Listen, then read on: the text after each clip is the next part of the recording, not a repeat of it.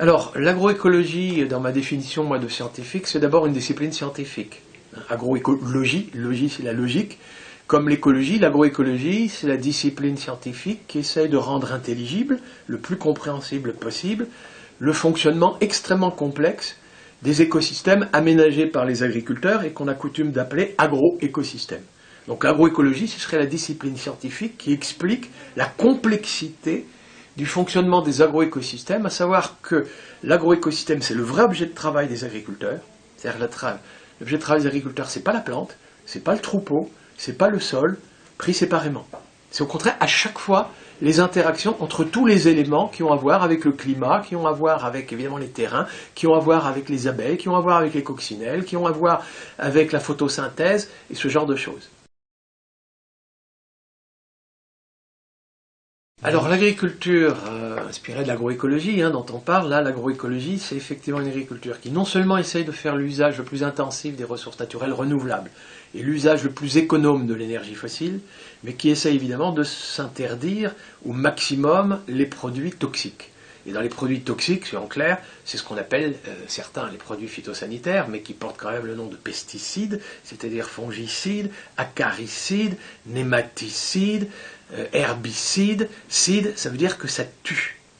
Et l'agroécologie, elle part d'un autre principe, on ne va pas tuer l'insecte ravageur, on ne va pas tuer l'agent pathogène, on va en neutraliser les effets, on va en neutraliser les dégâts. Alors là, ça devient extrêmement savant. Vous avez des insectes piqueurs-suceurs qui risquent de piquer et sucer la sève de vos plantes.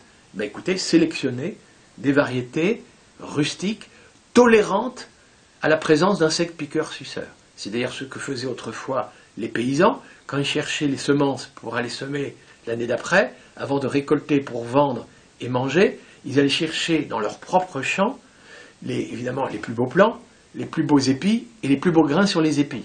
Quand il y avait des insectes piqueurs-suceurs, ils les cherchaient sur les plants qui avaient été les moins affectés par les pucerons et les insectes piqueurs-suceurs. Et quand vous faites ça pendant des décennies et des siècles, vous arrivez à mettre au point des variétés sélectionnées, tolérantes, c'est-à-dire qui peuvent vivre avec sans qu'on ait besoin de les tuer. En général, je vous le dis tout de suite, ce n'est pas toujours le cas, mais en général, c'est des variétés tout pleines de poils.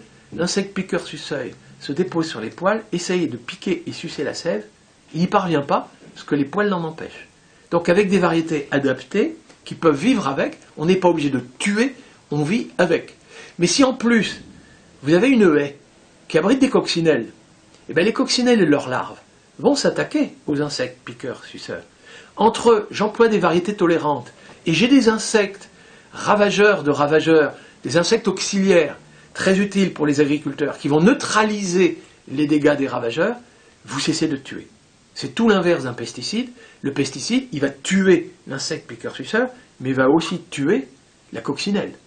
Et le jour où l'insecte piqueur-suceur résistant aux pesticides, mutant, résistant, commence à proliférer, il n'a plus de concurrent, il n'a plus de coccinelle pour le neutraliser, et le voilà qui prolifère. Ça, c'est les dégâts environnementaux de l'utilisation des pesticides en agriculture industrielle. Et du coup, qu'est-ce qu'on fait? On a proposé à l'agriculteur de mettre une deuxième molécule pesticide. Et quand il y a un insecte piqueur-suceur, birésistant, on lui dit une troisième molécule pesticide. Alors là, cette agriculture industrielle qui va de rustine en rustine, tous les produits en cide devraient être interdits. Et je vous dis tout de suite d'ailleurs, y compris les pesticides naturels. C'est-à-dire, s'il y a peut-être une différence de sens entre ce qu'est l'agriculture biologique, vous savez, qui a d'abord opposé le chimique au naturel, et le discours inspiré de l'agroécologie, évidemment, c'est quand même l'agriculture bio aujourd'hui qui ressemble le plus à ce que je raconte, soyons clairs. Mais l'argument d'aujourd'hui, c'est pas tant d'opposer le chimique au naturel, c'est d'opposer ce qui tue à ce qui neutralise. Et de reconnaître parfois que l'humanité, elle était capable quand elle a construit un beau bocage. Le bocage, ça n'a rien de naturel. La nature, ce serait la lande. Le bocage, c'est l'humanité qui a réussi à créer une énorme biodiversité. Et la vraie question de l'agriculture inspirée de l'agroécologie, c'est qu'elle va essayer justement de neutraliser les ravageurs par d'autres ravageurs, de maintenir des équilibres écologiques. Et je vous dis tout de suite, si un autre agriculteur, lui, craint les chenilles, alors là, je vais vous dire, il va sélectionner des feuilles sans poils du tout. Au contraire, lisses. Le papillon dépose son œuf, l'œuf tombe tout de suite à terre. Alors que s'il y avait des poils, ce serait retenu. Du coup, celui qui a exclu les gènes de feuilles lisses à tel endroit, c'est pas grave, parce que 10 km plus loin, un autre a sélectionné au contraire ce gène de Félix. Donc ils ont été tous à l'origine d'une énorme biodiversité, ces agriculteurs.